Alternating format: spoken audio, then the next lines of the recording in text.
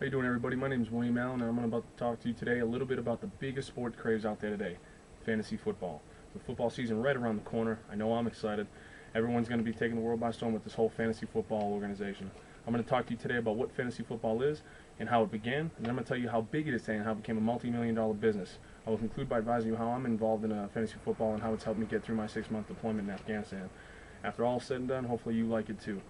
But in order to understand what fantasy football is and where it started, I'm going to begin by telling you how it began. Let's begin with a brief overview on how fantasy football became to be such a million-dollar monster it is today.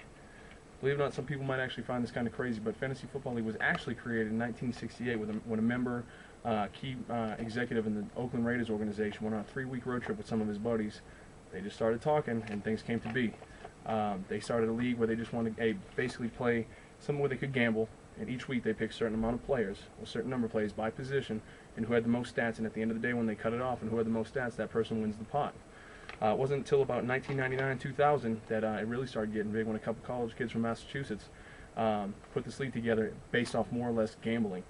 But to be honest with you, the whole betting part right now in Vegas is huge. It's absolutely just enormous, and it's actually what's making it most attractive to the average sports fan is the fact that every Sunday, every game, everything you're doing, everyone's focusing on certain players, certain defenses, certain kickers, and basically paying more attention to what football is overall. It's taking the world by storm right now, I'm telling you right now.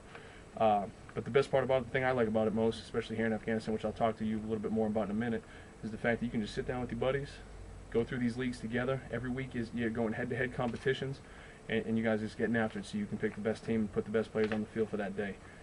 I just gave you a brief oversight about how fantasy football began, how big it is. You might be asking, how big is it? I've already told you a couple of fun facts, but right now I'm going to tell you right now that fantasy football is over a $750 million a year business, according to Times Magazine. Fantasy football, most leagues that they have right now, you can do a certain amount of things. They got 3 types of leagues.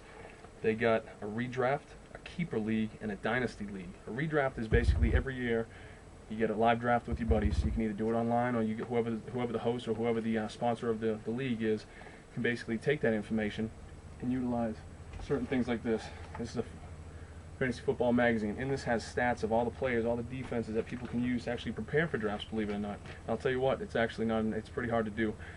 When you finally get in your league, for instance, I'll go with the redraft league, every year is a different draft. You pick numbers out of a hat, who's going to get in the first round out of 8 rounds, and then you just keep going down and down and down. So for instance, if I get number 3, I go number 3 in the first round, then it goes to 8, and then it goes backwards from 8 all the way down to 1 again. So the 3 draft or the number 1 draft isn't necessarily the best number to get. So right in the middle is where you don't want to be. Absolutely don't want to be. I just basically give you a brief highlight about what fantasy football is, how it began. The sensation is just getting bigger and bigger by the year, and how it includes the average sports fan. I'll talk to you now about how fantasy football leagues helped me in the upcoming draft and helped me get through my deployment here in Afghanistan.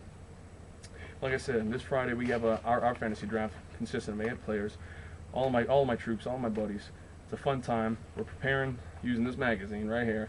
Everyone's got their magazines, everyone's got their sports card, knowing who's on a bye week, who's injured, who's not playing, things of that nature. It's a lot of time, it's a lot of preparation. It's for free. This league that we're doing through Yahoo is actually free, so that's fun.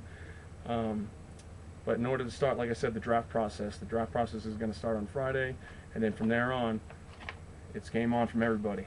Each week, each day, you just got to keep up with your team. Who's hurt from each week to week, and it makes it real fun. It makes the time go by here pretty fast. Makes the football season more interesting. Even though I'm a Patriots fan, I do watch every other game, and I'm very much more focused on who's doing what around the league, which is great for the NFL also.